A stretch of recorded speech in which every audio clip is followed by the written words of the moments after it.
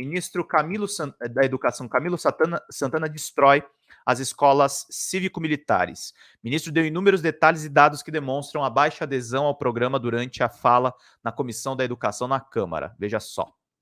Do Julinho Bittencourt. Vamos lá. Ministro da Educação Camilo Santana esteve em abril na Comissão de Educação da Câmara dos Deputados para falar sobre a política do governo diante das escolas cívico-militares. Na ocasião, o ministro não deixou pedra sobre pedra. Ele lembrou durante a sessão que, de acordo com a pesquisa encomendada pelas entidades civis de ação educativa e Centro de Referência de Educação Integral, o CENPEC, 72% dos brasileiros confiam mais em professores do que em militares para atuarem nas escolas. Pouca adesão. O ministro destacou ainda que o programa teve pouca adesão dos gestores públicos locais, motivo pelo qual somente 0,28% das 138 mil escolas do país adotam hoje o método cívico-militar. Na avaliação do mandatário, os números fortalecem a leitura de que há uma falta de interesse da rede educacional nesse tipo de proposta. Foi uma decisão unilateral do MEC na época. Na Lei de Diretrizes e Bases da Educação Nacional e no Plano Nacional de Educação, não há qualquer menção de incluir as Forças Armadas na educação básica do país, afirmou ele. Ele ressaltou que, por conta disso, a política também é alvo de questionamentos por falta de previsão normativa. E aí tem a fala dele aqui embaixo, que o querido Marcelo Shoa, aliás, eu quero chamar ele aqui na Folha Democrata, que o Marcelo é muito gente boa.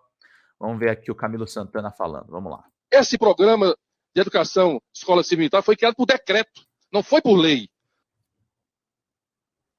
Congresso. Foi uma decisão unilateral do Ministério da Educação à época, que na Lei de Diretrizes e Bases, que é lei, que no Plano Nacional da Educação, que é lei, não há nenhuma menção ou estratégia de incluir as Forças Armadas na educação básica desse país. Não há menção a isso. Há um conflito normativo, que inclusive o meu jurídico, junto com a AGU, junto com a CGU, está discutindo. Porque nós estamos repassando recursos para as Forças Armadas. Recursos do Ministério da Educação estão indo para as Forças Armadas para pagar coordenadores, monitores das Forças Armadas em escolas brasileiras. Nós temos 138 mil escolas nesse país. Apenas 200, a adesão a esse programa foi mínimo, meu caro deputado. Representa 0,28% das escolas. Pode rir, não tem problema, eu respeito. 0,28%. Vocês sabem quanto recurso foi disponibilizado para os estados e municípios fazerem essa política? 98 milhões. Você sabe quantos estados e municípios gastaram? 0,24%. 0,24% do dinheiro que está lá para os estados e municípios gastarem com essa política foi executado, meu caro deputado. Só foi executado o recurso que nós passamos para o Ministério da Defesa, que inclusive há um conflito normativo legal que precisa ser resolvido. O senhor fala que os pais desejam essa política. Pois bem, ano passado foi realizada uma pesquisa, e eu vou dar esse dado aqui para você, uma pesquisa feita pela Datafolha, pelo Centro de Estudo de Opinião Pública da Unicamp, onde identificou, então, e apresente outra pesquisa, meu deputado. Não é problema nenhum. Eu estou dando dados de evidência. Não há evidências em relação a essa política. Mas a pesquisa mostrou que 72% dos brasileiros confiam mais em professores do que em militares para trabalhar em uma escola. Isso é dado de pesquisa. São dados científicos. São evidências que eu estou colocando aqui. E quero dizer aos deputados que me antecederam aqui, que das 100 melhores escolas, porque é preciso ter evidências que comprovem que essa metodologia, deputado, é a melhor. Que das 100 melhores escolas públicas do Brasil, 87 são do meu jeito, nenhum é militar. Nenhum é militar. A melhor escola pública do Brasil é no Ceará, lá em Cariré. E não é militar, meu caro. Então, é preciso ter evidências, a evidência que nós temos, a evidência que eu acabei de apresentar.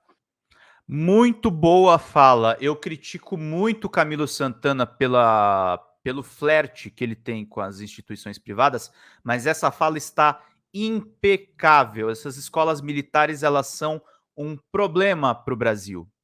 E eu vou até pegar um gancho, eu ia mostrar uma outra matéria, mas isso aqui eu exemplifiquei de uma matéria que eu mesmo apurei no Diário do Centro do Mundo, ó, escola militar,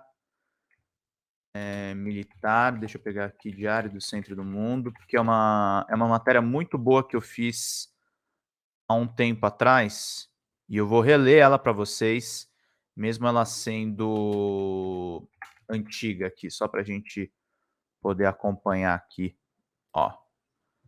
Ninguém nunca desmentiu essa matéria que eu publiquei, tá, gente? É uma matéria de julho de 2022. Olha só.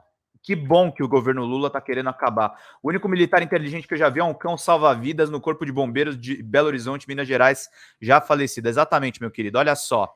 Denunciado por assédio, colégio militar pressiona coronel a assinar documento irregular. De acordo com as mães que temem ter suas identidades reveladas, o ensino enfrentou uma deteriorização maior no período da pandemia. Vamos ler aqui essa matéria que eu fiz com as minhas fontes. O Colégio Militar da Polícia Militar, o CPM1, Unidade Petrópolis, em Manaus, está entre as 9 escolas denunciadas por 80 mães por assédio moral e sexual no Amazonas. Além dele, o Colégio Militar de Manaus, o CMM, enfrenta denúncias similares. São mais de 20 denúncias só no CMM. De acordo com as mães que temem ter as suas identidades reveladas, o ensino enfrentou uma deteriorização maior no período da pandemia com aulas online. No Amazonas, os colégios militares somam mais de 120 denúncias no Ministério Público Federal. O DCM teve acesso a um documento inédito dessas denúncias envolvendo um coronel que foi coagido no Colégio Militar de Manaus. De acordo com a ata da reunião do dia 21 de julho de 2021, o então diretor do colégio, Fernando Cunha de Almeida, esteve reunido com um coronel pai de 2 alunos. Os dois são militares da mesma patente. O intuito da reunião era discutir a denúncia da mulher do coronel contra o colégio. A esposa do militar encaminhou para a Procuradoria da República do Amazonas uma denúncia com irregularidades pedagógicas do colégio. Na reunião, Fernando Cunha fez o pai assinar um documento afirmando que um dos filhos não se adaptou ao ensino do colégio militar. O problema, além do documento, que vai contra a denúncia encaminhada ao MP, é que ele apresenta irregularidades.